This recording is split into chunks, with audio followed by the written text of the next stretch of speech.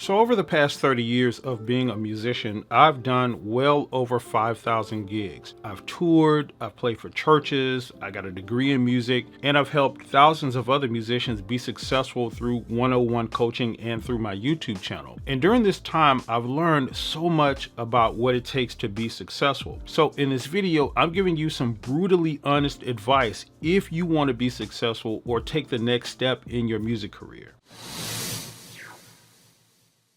And the first thing is you got to stay prepared for opportunity. So I remember when I got my first tour and it was with a gospel artist. The reason that I and the other musicians landed this tour was because this gospel artist had came to our town. He just so happened to be looking for some musicians to go on tour with him.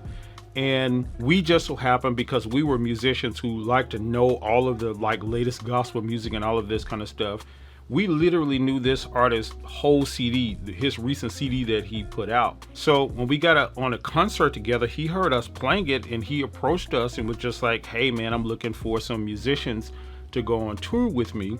And you guys already know my music. So if you're ready to go, let's do this deal. I have my secretary call you on Monday and we can make this happen." And what that did is it showed me a really valuable lesson in that being prepared is something that leads to success. And this is something that I've seen repeated throughout the 30 years of me being a full-time musician. Whenever I was prepared for opportunities, when they showed up, the opportunity came forth. I got the opportunity in most cases. Of course, there's no guarantees, but in most cases I got it. So the advice here is that, you got to stay prepared. You got to be prepared, even when it seems like opportunities are not coming your way. And another lesson that I learned is that perseverance always pays off. And this is where a lot of musicians really fail and get mixed up at. A lot of us nowadays like to quit stuff, and we don't persevere. We don't stand resilient during hard times and when it seems like opportunities are not happening. One of the most frustrating things that I learned from a lot of musicians that I teach and stuff from the previous year, from last year, is that a lot of them seem to have this mentality that things are so dire for musicians and there's no chance at opportunities and all of that. And for somebody who spends their time talking differently, the opposite, telling people there's so much opportunities out there for us to take advantage of, that really gets me. But it shows that a lot of musicians just aren't willing to persevere and do the work. And this is something that separates not only in our music field, but pretty much every field in life, that those who persevere, they attain the goals that they want to attain. If you've ever seen the movie The Pursuit of Happiness with Will Smith and his son, one of the reasons that that movie is so touching to everybody is because it shows that a person who is willing to persevere and go through the tough times and the stormy weather along with the good times and all of that, that at the end of all of that is success, or at least some sort of success. So the lesson here is that I learned that perseverance, when everybody else is around me are giving up and they're throwing in the towel and they're saying forget it, I'm sticking to it no matter what. And that is one of the main things that has created the success in my life. And another really important success principle that I learned is that relationships are everything. Success is much about who you know as it is what you know. And I can't think of a time where I got some opportunity or I had some success in some area of my music career where there wasn't relationships with other people involved. When I did my very first gig, I was a drummer for a band for about 10 years. And my very first gig was on drums. And the guy who hired me, is still my mentor to this day. And what happened was he heard me playing drums for something that I was doing at a college or something like that, and he approached me about doing it. And it was cool because at that moment I built a relationship with him. I thought it was the best thing in the world because it was something that I always wanted to do, was play drums with a professional jazz band or something like that. So when he approached me, I was like, yeah, let's talk about it. And through that relationship, so many more opportunities have come my way. Because what happens is once you get in a relationship with someone, they introduce you to the people they know, and then those people introduce you to people, and then your circle widens and becomes bigger. Then you introduce these people and all of this, and it becomes like this big network of people. And all of a sudden, like, all of these opportunities start coming your way from all of these sources that, like, you met somebody last year. This was a friend of a friend of a friend that you met, and they remembered you, and then they called you for an opportunity. So many opportunities that I got have come through relationships. So that's a really powerful lesson that I learned in terms of being successful, is that you really have to focus on building authentic relationships with people, and it's something that's unfortunately a sort of a lost art these days, where people aren't building those type of relationships anymore. And so it's no wonder why, people feel like success is this thing that's well far off. But if you just follow these simple principles that I'm talking about, building relationships, particularly in this case, it is an avenue to help you be successful. Now, before we get to the next one, jump down in the comment section and let me know what your best success tip is for a musician, something that helped you be successful or someone be successful. Now, this next one is a huge one, and it's one that took me a really long time to learn. And that is, you have to demand respect and demand fair pay. So, unfortunately, we live in this world where, people are more self-centered and selfish than they are selfless. Meaning they tend to think about themselves and their own needs first. And that's just our human nature. It's what we all do. So people are always looking to get what they can get out of anything, out of you, out of a deal, and all of that kind of stuff. They're looking out for themselves rather than looking out for you. And since that is the case, we have to demand and we have to establish lines and boundaries that we're not going to cross and that we're not going to go over or under, in this case, when it comes to pay. So when someone is saying, hey, I want you to do this gig, or I want you to do this event or whatever, and we can only pay this kind of stuff, in order for you to establish yourself as a player in this game and get the pay and respect and stuff that you deserve, you're going to have to stand up for it. Again, it's a lesson that took me the longest time. When I first started out, I would be doing all of these gigs because I had this mentality of, this same mentality that a lot of musicians have today, that, if I don't take this gig, I'm not going to get any other gigs. And, if I don't take this gig, somebody else is just going to take it and make the money. So I might as well do it. Like that same stuff that we tell ourselves. But I'm telling you up front, like there's this sort of thing that happens when you start standing up for yourself and demanding fair pay and respect, and not just accepting stuff that people throw at you just because they throw it at you and you feel like you got to do it because nothing else is going to happen. There's this mentality shift that happens that automatically elevates you and catapults you to this new level. And what happens is you start to attract those people that will pay you more money. So it's a really valuable lesson that I think a lot of us got to learn, that, you have to stand for something. The saying goes, if you don't stand for something, you'll fall for anything. And that's literally what happens. So you have to demand fair pay and your respect, right? And another thing I learned that I think is really important is that you have to know what you want from opportunities when they come your way. And this is something that a lot of us don't really think about that much, because what happens is, I think on the surface, we all think we want that same kind of stuff. We think we want to go on the tours. We think we want to, play for these artists and all of this kind of stuff. But we don't really think about the sort of end game of that and what comes from that.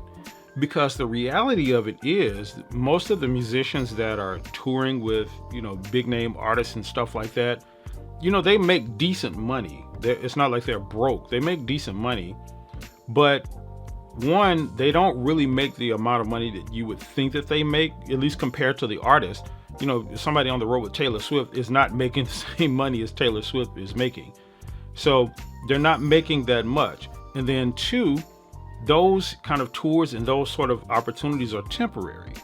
Like you may get on a 6-month tour, you may get on a year tour, a 3-month tour, 90 days, whatever the case may be. And then like all of that is over. And what happens is, because people don't plan for that long game, what happens after that, they have no plan of survival of what they're going to do to make money as a musician after that. They don't even use that opportunity to help catapult them to new levels. This was an argument I made to somebody I know that was on one of the popular reality shows, the America's Got Talent. I think it was America's Got Talent. And when the person made it all the way to the top, he was in the top 2 finalists and he was the one that lost. And what I told that person was that when that happened, he should have taken that opportunity and used all of this clout that he got from that to say that he worked with these different artists and these judges and stuff on America's Got Talent and started a business around that. Hey, let me coach you how to be successful as a vocalist or a musician or whatever, and use that. But they took the loss hard and they was like, oh, whatever, what else I'm going to do? So again, I think the lesson here is that you have to take what you learn and, be ready to do something with it. So when opportunities come your way, you're prepared for them. So you got to know what you want to get out of these opportunities as well before you accept them. And this next one is another one that I think that a lot of musicians sort of fail to focus on. And even me, admittedly, it was something that took me a little while to get in on as well. And that is, we have to sharpen our business skills as musicians. So one of the things that's important to understand is that we are not in a time anymore where, as a musician, to be successful, it's just going to be about your music. We're not in that time where, some music producer is going to come hear you at a club performing, and then they're going to automatically approach you after that gig and say, oh, hey, I want to sign you to this label. Come meet with us on Monday. That kind of stuff really doesn't happen in that way anymore. And the way to success now is through creating our own paths, and making the money that we want is through creating our own paths. And in that is business skills. We have to learn how to do business correctly with other people. And a part of that goes into what I was talking about earlier, where people are out for themselves. Because that's the case, you got to be thinking about yourself as well. Like, it doesn't mean you got to be selfish or self-centered, but you have to put yourself in the equation. And the way that you can protect yourself in this thing where you're trying to be successful is build business around it. Build, these things like contracts, and learn how to negotiate and communicate correctly to people when you're doing business with them. Because people who have a lot of money and are willing to pay you a lot of money, I will almost guarantee you all of them are business people in some kind of way. It's pretty much how they got their money. Like, they have some sort of business skill and they're used to operating on that level. And you have to step up to their game in order for them to give you their money. So this is another area, again, that I think we fail in, that, one of the things that I've learned over these past 30 years, that we really need to sort of sharpen our business skills to be successful.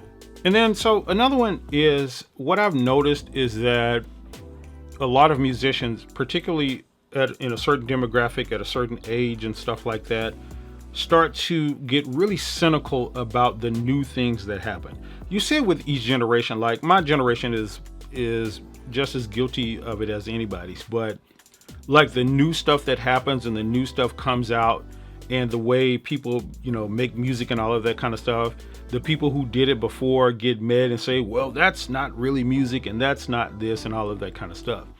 And I think what I've learned is that in order to be successful, we have to have a bit of a level of adaptability to like a lot of this new stuff.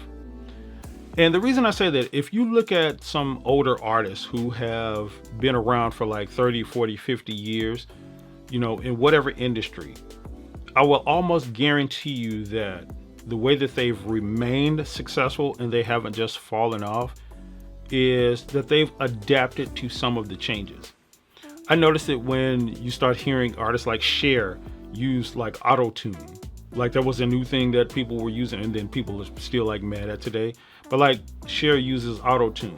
I noticed artists like Charlie Wilson from the Gap Band. Like some of the stuff that he was using now is a more newer school kind of music versus the older kind of stuff that he used to do.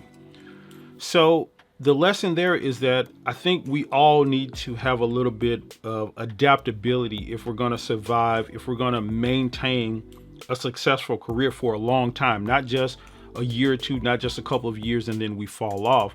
We got to be able to adapt to a lot of the new changes, and that encompasses everything. The way that we deal with bands now, and how musicians aren't really loyal to any one band anymore like it used to be in the past.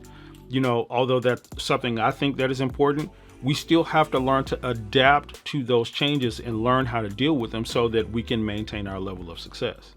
Ooh, now this next one is a doozy, and it's what I like to refer to as the musician's Achilles heel, because it's the one thing that cuts so many of us like at the legs from being successful.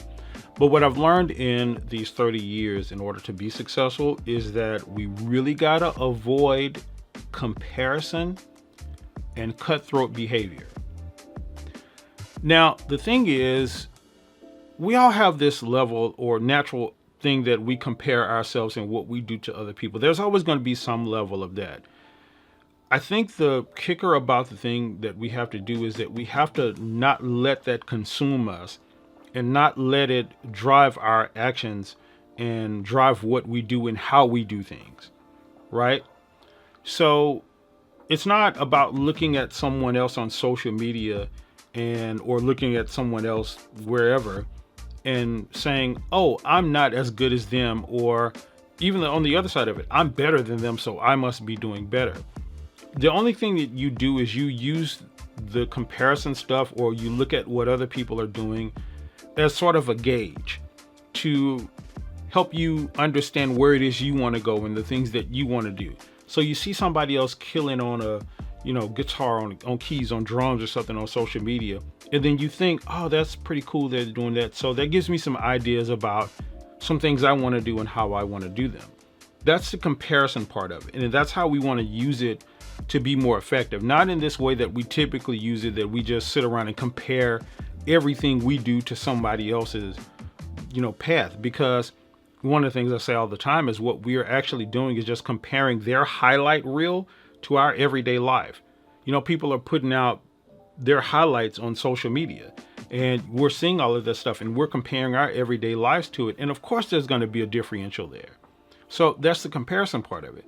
Now, the cutthroat behavior part of it is that sort of undercutting, backstabbing kind of stuff that we tend to see a lot in this music industry.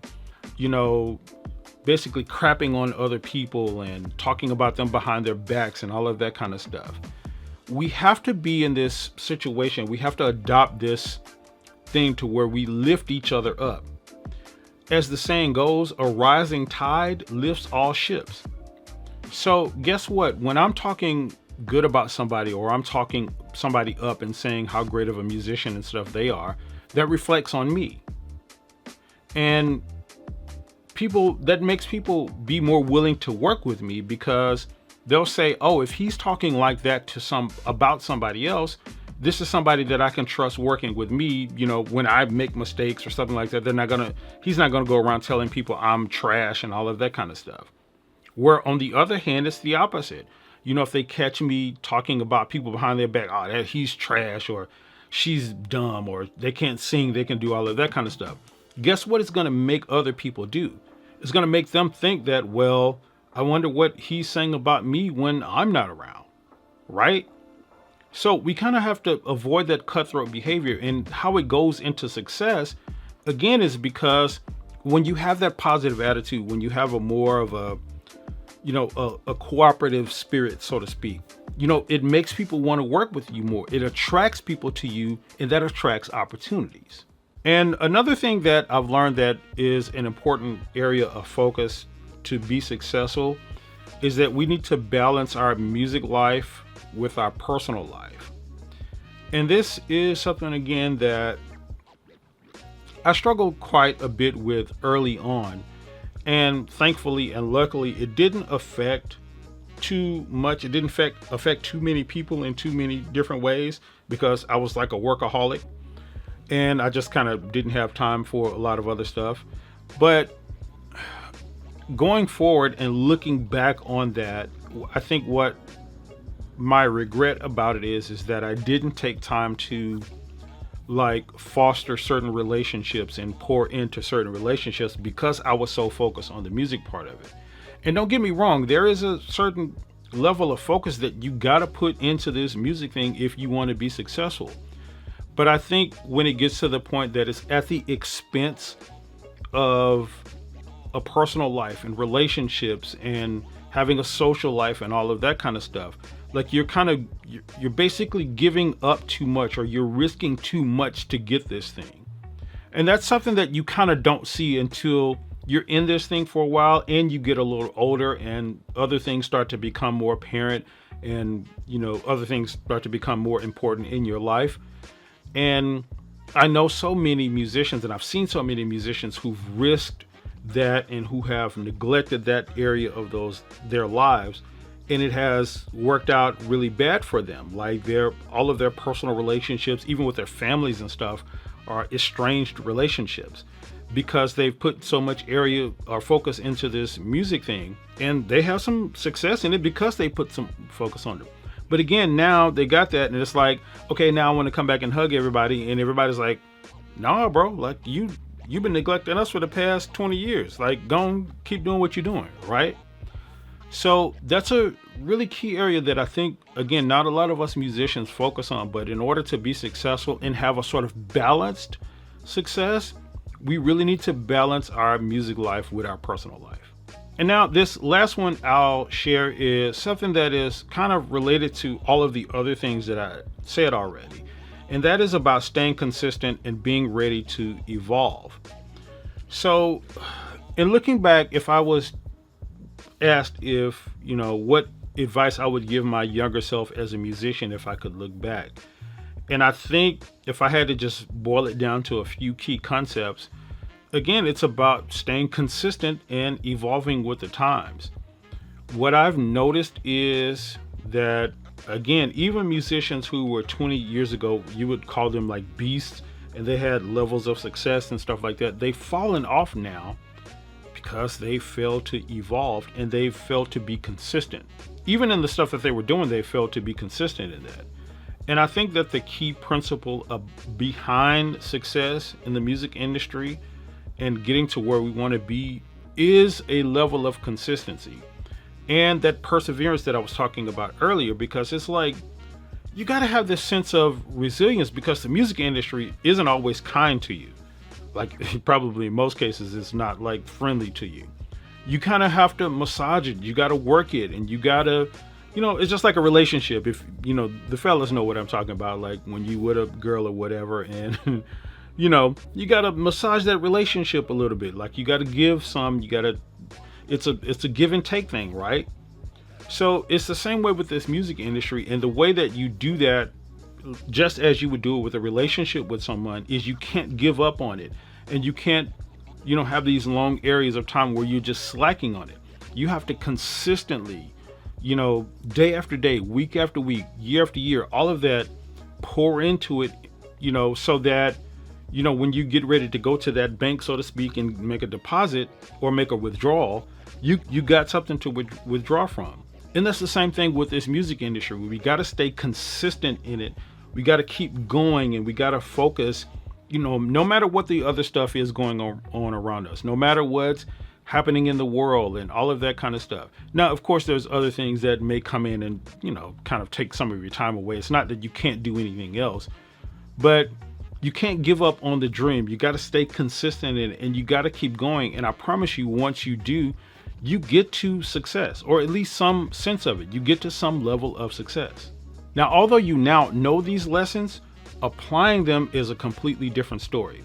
So check out this video here where I dive deep into how you apply and take action on these types of principles so that you gain success quick, fast, and much easier.